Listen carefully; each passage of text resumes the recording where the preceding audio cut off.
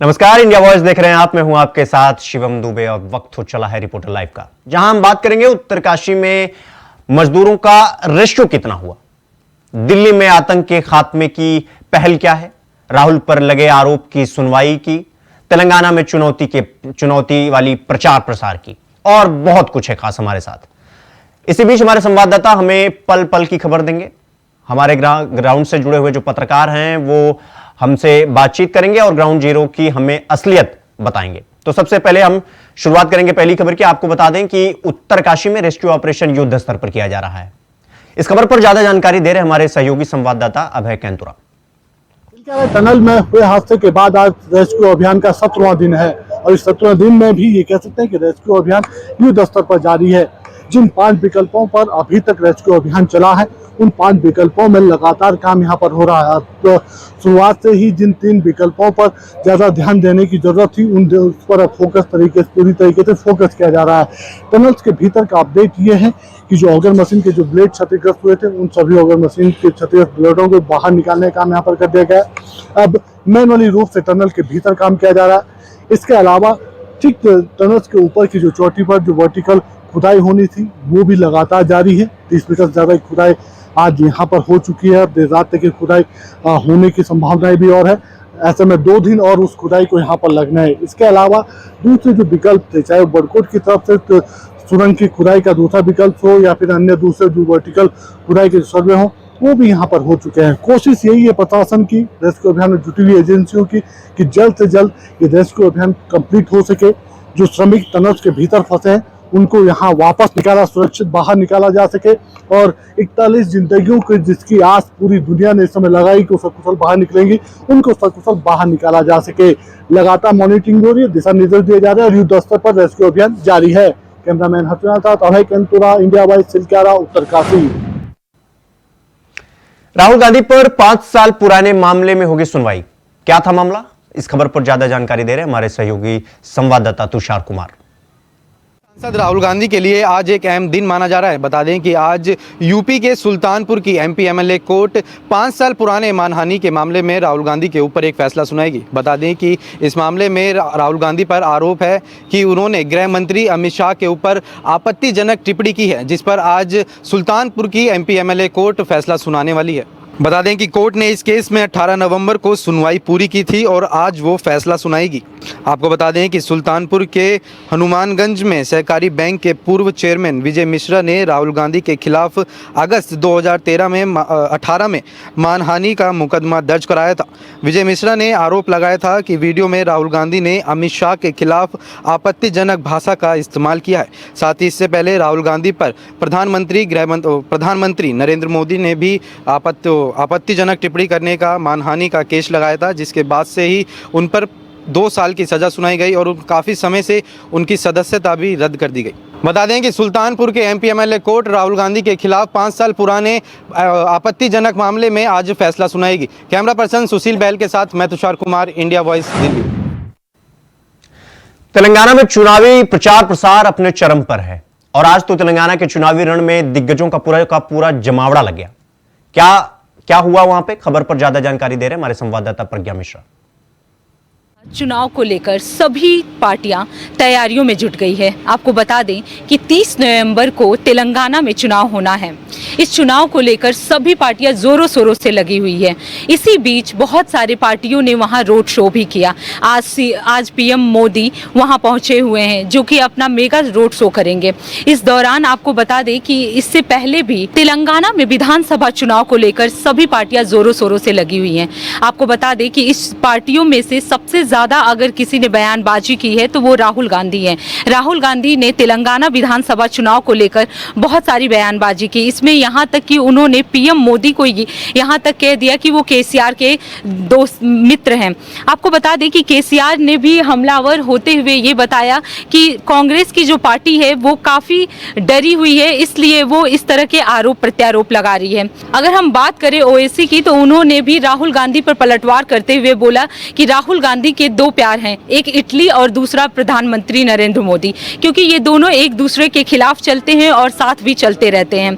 ये पहली बार नहीं हुआ है जब सभी पार्टियां एक दूसरे पे आरोप प्रत्यारोप लगा रही हैं। इससे पहले भी विधानसभा चुनावों के दौरान सभी पार्टियां एक दूसरे पे आरोप लगा रही थी, लेकिन राहुल गांधी के इस बयानबाजी के बाद की प्रधानमंत्री केसीआर के मित्र बन गए हैं, उसके बाद से जो बयानबाजी का सिलसिला है वो शुरू हो गया है। आपको बता दें कि तेलंगाना में 30 नवंबर को विधानसभा चुनाव होने वाला है और इसे लेकर सभी पार्टियां तैयारियां काफी जोर शोर से कर रही हैं। कैमरा पर्सन सुशील बहल के साथ मैं प्रज्ञा मिश्रा, इंडिया वॉइस। उत्तर प्रदेश विधानसभा में शीतकालीन सत्र शुरू होने जा रहा है, लेकिन इस शीतकालीन सत्र में क्या कुछ खास होने वाला है, बता रहे हमारे संवाददाता प्रियम पाठक। यूपी विधानसभा का शीतकालीन सत्र शुरू होने जा रहा है और काफी हंगामेदार इस सत्र के रहने के आसार जो हैं वो लगाए जा रहे हैं। समाजवादी पार्टी कई मुद्दों पर सरकार को घेर सकती है। कल जब सदन की शुरुआत होगी उससे पहले चौधरी चरण सिंह की प्रतिमा पर समाजवादी पार्टी ने सरकार के खिलाफ कई तरीके के कह सकते हैं आरोप लगाने की तैयारी करी है और उसमें उन मुद्दों को घेरा जाएगा जिसमें सबसे अहम कानून व्यवस्था को लेकर होगा, क्योंकि लगातार पिछले दिनों जिस तरीके से कुछ घटनाएं उत्तर प्रदेश के अंदर घटित हुई हैं उन सभी घटनाओं को लेकर विपक्ष सरकार पर हमला बोल सकता है। इसके अलावा किसानों के मुद्दे को लेकर हो, महंगाई का मुद्दा हो और सबसे जो अहम है वो जातिगत जनगणना का जो मुद्दा है वो इस सत्र में सबसे अहम रहने वाला है। इसके अलावा सरकार इस बजट में इस सत्र में बजट को अनुपूरक बजट को लेकर आएगी और जिसका जो कह सकते हैं अब तक का सबसे बड़ा बजट जो है वो बताया जा रहा है 42,000 करोड़ रुपए का करीब ये बजट जो है वो हो सकता है और सरकार इसको जारी करेगी। और विशेष तौर पर इस बजट के अंदर कई अहम योजनाओं के लिए पैकेज की जो है वो घोषणा की जा सकती है, जिसमें सबसे अहम अयोध्या के विकास को लेकर और गन्ना किसानों को लेकर विशेष तौर पर सरकार इसमें पैकेज अनाउंस कर सकती है। कैमरामैन राहुल के साथ मैं प्रियम पाठक, इंडिया वॉइस, लखनऊ। लोकसभा चुनाव से पहले बीजेपी में हुई नेताओं की घर वापसी, वो कौन कौन से नेता हैं जो बीजेपी में वापसी 2024 लोकसभा चुनाव में घर वापसी कर रहे हैं, इस खबर पर ज्यादा जानकारी दे रहे हैं हमारे सहयोगी संवाददाता प्रियम पाठक। 2024 के लोकसभा चुनाव से पहले सभी राजनीतिक दल गठजोड़ करने में लग चुके हैं और कहीं ना कहीं बागियों के घर कहीं वापसी कराई जा रही है तो कहीं पार्टी के अंदर के नेताओं को बाहर का रास्ता भी दिखाया जा रहा है। इसी के चलते आज बीजेपी में 5,000 से अधिक कार्यकर्ताओं को जो है वो भारतीय जनता पार्टी की सदस्यता दिलाई गई। ये वो कार्यकर्ता थे जो किन्हीं कारणों से जिनको कुछ समय पहले पार्टी से निष्कासित कर दिया गया था, आरोप लगाया गया था कि ये सभी जो है पार्टी विरोधी गतिविधियों में जो थे वो सम्मिलित थे और इस आधार पर उनको पार्टी से बाहर का रास्ता दिखाया गया था। लेकिन एक बार फिर जब चुनाव की डगर करीब में है तो फिर बीजेपी इन सबको साथ में लेकर आना चाहती है और हर तरीके से पार्टी अपने संगठन को मजबूत करना चाहती है ताकि चुनाव में उसकी जीत जो है वो और भी ज्यादा सुनिश्चित और सुगम हो सके। इसके लेकर आज पार्टी के अंदर कई नेताओं की जो है वो कार्यकर्ताओं की, नेता और कार्यकर्ता दोनों की जो है वो ज्वाइनिंग कराई गई है। डिप्टी सीएम ब्रजेश पाठक ने आज प्रदेश कार्यालय पर पहुंचकर इन कार्यकर्ताओं और नेताओं को समाजवादी पार्टी से भी कुछ जो नेताएं थे उनको भारतीय जनता पार्टी की सदस्यता दिलाई और कहीं ना कहीं इस बात का प्रदेश वाराणसी में दिवाली के बाद भी जलाए जाएंगे दीप, लेकिन क्यों? खबर पर ज्यादा जानकारी दे रहे हैं हमारे संवाददाता विकास चौबे। भारत की आध्यात्मिक राजधानी वाराणसी में आज देव दीपावली का महापर्व मनाया जा रहा है। आपको बता दें कि आज कार्तिक पूर्णिमा है, ऐसे में वाराणसी के गंगा घाटों पर श्रद्धालुओं का तांता लगा हुआ है, क्योंकि एक सुबह से ही कतारबद्ध तरीके से जो श्रद्धालु हैं वो स्नान करने आ रहे हैं और दान पुण्य कर कर वो कहीं ना कहीं दर्शन कर रहे हैं। और ऐसी मान्यता है कि आज दान पुण्य के साथ साथ गंगा स्नान का बहुत ज्यादा महत्व है। यही वजह है कि कार्तिक पूर्णिमा को ऐसी कहा जाता है कि जो तमाम देवी देवता होते हैं वो पृथ्वी पर एक बार फिर से आ जाता है और यही वजह है कि आज देव दीपावली का जो पर्व है वो भी मनाया जाता है। इसके लिहाज से आपको बता दें कि आज देव दीपावली के महापर्व पर सूबे के सीएम योगी आदित्यनाथ खुद वाराणसी में मौजूद रहेंगे। साथ ही साथ जो उत्तर प्रदेश की राज्यपाल हैं आनंदीबेन पटेल वो भी यहां पर मौजूद रहेंगे। इसके साथ ही साथ केंद्रीय मंत्री हरदीप पुरी और अन्य जो कैबिनेट के लोग हैं वो भी वाराणसी में मौजूद रहेंगे और एक बड़े पैमाने पर कहीं ना कहीं घाटों का जगमग किया जाएगा। उसके बाद से स्वयं जो सीएम हैं होंगे वो जो 70 देशों के जो विदेशी मेहमान आए हैं, 150 से अधिक विदेशी मेहमानों ने वाराणसी के इस देव दीपावली में शिरकत करेंगे और वो वाराणसी के इन्हीं जो है विदेशी मेहमानों के साथ जो है सीएम योगी आदित्यनाथ कहीं ना कहीं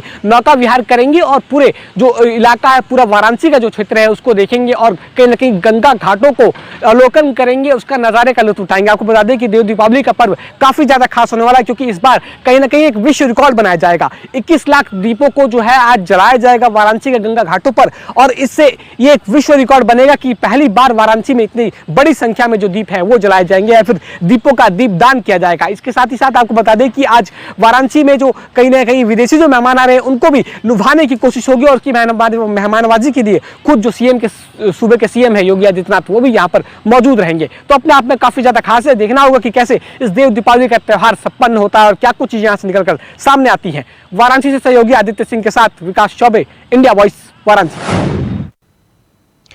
रुक करेंगे अगली खबर की ओर। आपको बता दें कि कोरबा में असामाजिक तत्वों का आतंक एक बार फिर से देखने को मिल रहा है।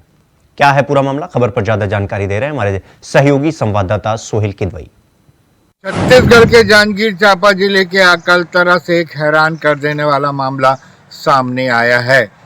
यहाँ पर पहाड़ पर बने भगवान हनुमान के मंदिर पर कुछ असामाजिक तत्वों ने मंदिर के अंदर घुसकर भगवान हनुमान की मूर्ति को खंडित कर दिया। ये घृणित करने वाले लोगों के बारे में जब अकलतरा के लोगों को पता चला तो वहाँ के लोगों ने थाने में पहुंचकर इसकी शिकायत की, रिपोर्ट दर्ज कराई और ऐसे असामाजिक तत्वों को शीघ्र ही गिरफ्तार करने की मांग की है। सवाल ये उठता है कि छत्तीसगढ़ जैसे शांत प्रिय प्रदेश में अशांति फैलाने वाले वो कौन लोग हैं? अमन के दुश्मन कौन है वो लोग जिन्होंने इस तरह के घृणित काम को अंजाम दिया है? पुलिस को चाहिए कि ऐसे लोगों को जिन्होंने इस तरह का घृणित काम किया है उनको शीघ्र अतिशीघ्र उनकी सही जगह सलाखों के पीछे पहुंचाने का काम करें। अगर इंडिया वॉइस पर इस तरह के घृणित कार्य करने वाले वो असामाजिक तत्व इंडिया वॉइस पर इस खबर को देख रहे हैं तो ये जान लें कि भगवान हनुमान उनके बारे में भी अच्छा ही सोचेंगे, बुरा कभी नहीं सोचेंगे। इसीलिए उन लोगों को भी भगवान सद्बुद्धि दे। इंडिया वॉइस के लिए कोरबा से मैं सोहेल किदवई। इधर दिल्ली पुलिस की स्पेशल सेल को बड़ी कामयाबी उनके हाथ लगी है, लेकिन कामयाबी क्या है, पूरे मामले की जानकारी दे रहे हमारे सहयोगी संवाददाता ज्योति निषाद। दिल्ली के मयूर विहार में कल देर रात गोलियों की तड़तड़ाहट सुनाई दी। आपको बता दें, मयूर विहार के भीड़ भाड़ वाले इलाके में कल रात पुलिस की स्पेशल सेल और गैंगस्टर के बीच मुठभेड़ हुई, जिसमें एक गैंगस्टर के गोली भी लग गई। आपको बता दें, पुलिस की स्पेशल टीम ने डल्ला गैंग के 2 आरोपियों को गिरफ्तार कर लिया है। स्पेशल सेल को जानकारी मिली थी कि अर्श डल्ला गैंग के 2 बदमाश मयूर विहार के पास आने वाले हैं। इसी सूचना के आधार पर पुलिस ने ट्रैप लगाया और दोनों बदमाशों को घेर लिया। पुलिस ने दोनों शूटरों को रुकने को कहा तो उन्होंने स्पेशल सेल की टीम पर फायरिंग कर दी।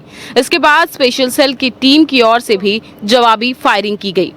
इस एनकाउंटर में एक बदमाश के पैर में गोली लगी है, जिसे अस्पताल में भर्ती कराया है और उन दोनों से पूछताछ की जा रही है। दिल्ली स्पेशल सेल के सूत्रों के अनुसार दोनों गैंगस्टर बाइक पर सवार होकर दिल्ली के मयूर विहार एरिया में आए थे। दिल्ली में ही आरोपियों ने अपना पक्का ठिकाना बनाया हुआ था। गोली लगने के बाद दोनों बदमाशों को स्पेशल सेल ने पकड़ लिया और उन्हें दिल्ली में ही सरकारी अस्पताल में भर्ती करा दिया। आरोपियों से पुलिस ने वारदात में इस्तेमाल किए जाने वाले वेपन भी बरामद किए हैं। आपको बता दें, दिल्ली और पंजाब के कई वीवीआईपी लोग इन शूटर्स के निशाने पर थे और साथ ही सिंगर्स को भी निशाना बनाने की साजिश की गई थी। कैमरा पर्सन सुशील बहल के साथ मैं ज्योति निषाद, इंडिया वॉइस दिल्ली। उत्तराखंड में मौसम ने पूर्णतया करवट बदल लिया है। इस खबर पर ज्यादा जानकारी दे रहे हैं हमारे संवाददाता तुषार गुप्ता। का पूर्व अनुमान सच हुआ है और 3 दिन का जो येलो अलर्ट था उसके मुताबिक आज अगर बात की जाए सोमवार के दिन जो मौसम है वो काले बादलों से छाया हुआ है। प्रदेश भर के अगर बात की जाए तो कई जिलों में हल्की बारिश भी देखने को मिली है। वहीं अगर मौसम विभाग ने की बात की जाए तो 3500 मीटर से जितनी भी ऊंचाइयां हैं वहां पर बर्फबारी देखने को मिल सकती है और जो निचले इलाके हैं जिसमें उत्तरकाशी, चमोली और रुद्रप्रयाग है वहाँ पर हल्की बारिश देखने को मिल सकती है। देहरादून की आप देख सकते हैं किस तरह से स्थिति है। सुबह से अगर बात की जाए सूर्य देव ने अब तक फिलहाल जो दर्शन नहीं दिए हैं जो ठंड है वो कहीं ना कहीं बढ़ती हुई नज़र आ रही है। जो तापमान है उसमें भी भारी गिरावट आई है, जिससे जो लोगों की जैकेटें हैं, स्वेटर हैं, दोबारा निकल गए। वहीं अगर प्रशासन स्तर पर बताया जाए तो प्रशासन ने भी पूर्ण रूप से तैयारी कर ली है। जो तमाम जिलाधिकारी हैं उन्हें ये आदेश जारी किए गए हैं जो रहन बसे रहे हैं और साथ साथ जो अलाव की व्यवस्था है उसे दुरुस्त की जाए। और साथ साथ जिस तरह से जो अगर सड़कें ख़राब हो चुकी हैं या फिर बारिश के कहा जा सकता है कि हिमवाद की जगह अगर सड़कें बाधित हो गई तो उन्हें जल्द से जल्द खोला जाए, ताकि जो रूटीन की यातायात है वो सुचारू रूप से चल सके। बर्फ़बारी की बात की जाए तो 3500 मीटर से अधिक बर्फ़बारी देखने को मिल सकती है और वो हल्की बारिश पूरे प्रदेश भर में देखने को मिल सकती है। लेकिन जिस तरह से आज से जो धूप का कमी देखी गई है, सूरज देवता फिलहाल जो दर्शन नहीं दे पाए, लेकिन जिस तरह की स्थिति है कहीं ना कहीं ऐसा लगता है कि आने वाले समय में तापमान में और गिरावट आ सकती है। कैमरा जर्नलिस्ट निशांत चौहान के साथ मैं तुषार गुप्ता, इंडिया वॉइस देहरादून। जालौन में एडीएम ने की है छापेमारी, क्या है पूरा मामला, बता रहे हमारे सहयोगी संवाददाता विष्णु पांडे। जालौन में लगातार हो रहे अवैध खनन को लेकर प्रशासन ने बड़ी कार्रवाई की है, जहां आज उप जिलाधिकारी अभिषेक कुमार ने आला अधिकारियों के साथ मिलकर अवैध खनन की मिली सूचना पर घाट पर पहुंचे हैं और उन्होंने घाट पर छापेमारी की है, जिस पर पट्टा धारकों के द्वारा जिस जमीन पर पट्टा किया गया था वहां से वह बालू नहीं उठा रहे थे और दूसरी जगह पर अवैध रूप से बालू का खनन किया जा रहा था। वहीं अभिषेक कुमार अधिकारियों के साथ मौके पर पहुंचे और उन्होंने छापेमारी के दौरान अवैध खनन पाया गया, जिस पर उप जिलाधिकारी अभिषेक कुमार ने पट्टा धारक के खिलाफ 63 लाख रुपए का जुर्माने की कार्रवाई की गई है। वहीं उप जिलाधिकारी अभिषेक कुमार के द्वारा पट्टा धारकों पर की गई कार्रवाई से खनन माफियाओं में हड़कंप मचा हुआ है। वहीं प्राप्त जानकारी के मुताबिक मामला उरई तहसील क्षेत्र के सिमरिया बालू घाट का है, जहां सिमरिया बालू घाट पर अवैध रूप से किए जा रहे अवैध खनन की सूचना पर उप जिलाधिकारी अभिषेक कुमार ने छापेमारी की है और छापेमारी के दौरान मिली कमियों पर भी कार्रवाई की गई है, जिसको लेकर उन्होंने 63 लाख रुपए का भी जुर्माना लगाया गया है। वहीं अपने सहयोगी साथी के साथ विष्णु पांडे, इंडिया वॉइस, जालौन। मिर्जापुर में लाउडस्पीकर पर बैन लगाया गया है, खबर पर ज्यादा जानकारी दे रहे हैं हमारे सहयोगी संवाददाता कमलेश कुमार। मिर्जापुर में पुलिस के द्वारा चेकिंग अभियान चलाया गया। आपको बता दें कि माननीय न्यायालय से ये आदेश हुआ है कि जो तेज गति से चाहे धार्मिक स्थान पे हो या फिर और किसी स्थान पे जो तेज गति से हॉर्न या स्पीकर बजाया जा रहा है उस पर रोक लगाया जाए। इसी क्रम में मिर्जापुर पुलिस देर रात से ही दबिश दे रही है। मंदिर और मस्जिद पे जाकर तेज गति से जहाँ पर हॉर्न बजाया जा रहा है उन हॉर्न को चेक किया जाता है, साउंड इफेक्ट चेक किया जाता है। जिस तरह से अगर मानक के अनुसार जिसके हॉर्न पर जितनी आवाज़ अगर अधिक पाई जाती है उस हॉर्न को उतरवा कर सीज किया जाता है। आपको बताते थे कि रात में ही पुलिस विभाग की तरफ से और उसके टीम से कई थानों की टीम ने जाकर अपने आसपास की जो मस्जिद है और जो मंदिर है वहां पर जाके चेक किया जाता है। जिस पर जितनी तेज आवाज़ चल रही है उसको निकाल दिया जाता है, उस हॉर्न को वहाँ के लोगों को बताया जाता है कि जो मानक के अनुसार जितने आवाज़ की गति है वही गति में ही हॉर्न बजाए। मिर्जापुर से कमलेश्वर, इंडिया वॉइस। रुक करेंगे अगली खबर की। अगली खबर हापुड़ से। आपको बता दें कि हापुड़ में गंगागढ़ मेले में हुई है हर्ष फायरिंग, क्या हुआ उसके बाद ज्यादा जानकारी हमारे दे रहे हैं हमारे सहयोगी संवाददाता शक्ति ठाकुर। प्रदेश के हापुड़ से है, जहां गढ़ कोतवाली पुलिस ने गढ़ गंगा मेले में हर्ष फायरिंग करने वाले आरोपी को गिरफ्तार कर लिया है। आपको बता दें गढ़ गंगा मेले में हर्ष फायरिंग के चलते 2 लोग जख्मी हुए थे। बताया जा रहा है गढ़ गंगा पूजन के दौरान मेले में एक युवक ने बंदूक से हर्ष फायरिंग की थी, जिसमें से बंदूक की गोली से 2 लोग घायल हो गए थे। दोनों घायल श्रद्धालुओं को उपचार के लिए अस्पताल में भर्ती कराया गया है। वहीं गढ़ इंस्पेक्टर सोमवीर सिंह ने बताया है कि जिस जगह यह वारदात हुई है मेला क्षेत्र का वह हिस्सा जनपद अमरोहा में आता है, लेकिन गढ़ कोतवाली पुलिस ने दोनों घायलों को अस्पताल में भी भर्ती कराया था और जो हर्ष फायरिंग करने वाला आरोपी है उसे भी गढ़ कोतवाली पुलिस ने फिलहाल गिरफ्तार कर लिया है। आपको बता दें गढ़ गंगा मेले में हर्ष फायरिंग के दौरान 2 लोगों को गोली लगी थी। दोनों श्रद्धालु गंगा स्नान कर रहे थे और उसी समय एक युवक द्वारा गढ़ गंगा पूजन के दौरान हर्ष फायरिंग की गई थी, जिस फायरिंग के चलते 2 श्रद्धालुओं को गोली लगी थी। दोनों को गढ़ कोतवाली पुलिस ने अस्पताल में उपचार के लिए भर्ती कराया था। वहीं हर्ष फायरिंग करने वाला युवक उस समय फरार हो गया था, लेकिन फिलहाल गढ़ कोतवाली पुलिस ने आरोपी को धर दबोचा है। कैमरामैन संजय कश्यप के साथ इंडिया वॉइस के लिए हापुड़ से शक्ति ठाकुर। बिजनौर में एक भीषण सड़क हादसा हो गया। क्या है पूरा मामला, बता रहे हैं हमारे सहयोगी संवाददाता जाहिर अहमद। बिजनौर के शेरकोट थाना क्षेत्र के नेशनल हाईवे 74 पर आज उस वक्त एक दर्दनाक हादसा हो गया जब एक तेज रफ्तार अज्ञात वाहन ने मोपेड को टक्कर मार दी। टक्कर इतनी भयंकर थी कि मोपेड पर सवार दो भाइयों की दर्दनाक मौत हो गई। मौके पर पहुंची पुलिस ने दोनों शवों को कब्जे में लेकर पोस्टमार्टम के लिए भेज दिया और अज्ञात वाहन की तलाश में जुट गई। बताया जा रहा है कि शेरकोट इलाके के रहने वाले दो भाई मोपेड पर सवार होकर देर शाम कार्तिक पूर्णिमा के मौके पर रामगंगा नदी पर गए थे और वहां से लगभग 12 बजे दीपदान कर मोपेड पर सवार होकर शेरकोट की तरफ अपने घर लौट रहे थे। जैसे ही वो शेरकोट थाना क्षेत्र के नेशनल हाईवे 74 पर पहुंचे तभी तेज रफ्तार किसी अज्ञात वाहन ने मोपेड को जोरदार टक्कर मार दी। टक्कर इतनी भयंकर थी कि एक भाई की मौके पर ही दर्दनाक मौत हो गई जबकि दूसरे की इलाज के दौरान मौत हो गई। फिलहाल पुलिस ने दोनों शवों को पोस्टमार्टम के लिए भेज दिया है और अज्ञात वाहन की तलाश में जुटी हुई है। एक साथ दो भाइयों की मौत से परिवार में कोहराम मचा हुआ है। परिजनों का रो रो कर बुरा हाल है। बिजनौर से जहीर अहमद, इंडिया वाइज। गाजीपुर में टायर पंक्चर बनाने वाले मिस्त्री की गला काट करके उसकी हत्या कर दी गई। खबर पर ज्यादा जानकारी दे रहे हैं हमारे सहयोगी संवाददाता सुशील तिवारी। जिले में टायर पंचर बनाने वाले मिस्त्री की सर काट कर हत्या कर दी गई है और जब सूचना मिलती है पुलिस के अधिकारियों को तो वहां पर आनन फानन में पहुंचते हैं। गाजीपुर जिले के करंडा थाना क्षेत्र का ये मामला है जहां पे घर वाले परेशान हो जाते हैं और घर वालों का ये कहना था कि किसी से रंजिश भी नहीं थी और यही लोग कह रहे हैं कि आखिर एक मिस्त्री जो कि पंचर बनाने का काम करता था उसकी इतनी दर्दनाक हत्या कैसे हो सकती है। जब पुलिस वहां पर जाती है तो सिर को धड़ से अलग वहां पर कर दिया गया था और एक झाड़ी में लाश को फेंक दिया गया था। पुलिस के लिए यह चैलेंज है कि घटना के पीछे कौन है और इस व्यक्ति को जिस तरीके से मारा गया है पुलिस उसकी कॉल डिटेल को खंगाल रही है। इसके साथ ही वहां पर फॉरेंसिक टीम भी पहुंची है। जल्दी होगा घटना का खुलासा, लेकिन गाजीपुर जिले में अपराध की बात करें तो ये बहुत बड़ी हत्या कर दी गई है और वहां पर गाजीपुर के आला अधिकारी जब मौके पे पहुंचते हैं तो वहां पे संज्ञान लेते हैं। लेकिन बड़ा विषय है ये गाजीपुर जिले के करंडा का ये मामला है जो कि एक परिवार की जीविका चलाने वाला जो कि जिस तरीके से हत्या उसकी कर दी जाती है।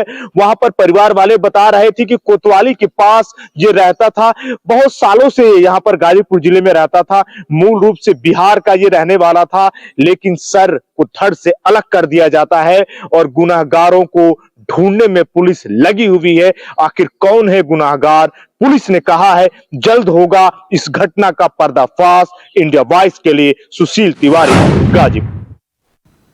रिपोर्टर लाइव में फिलहाल अभी के लिए इतना ही। देश दुनिया की तमाम बड़ी खबरों को देखने के लिए देखते रहिए इंडिया वॉइस। नमस्कार।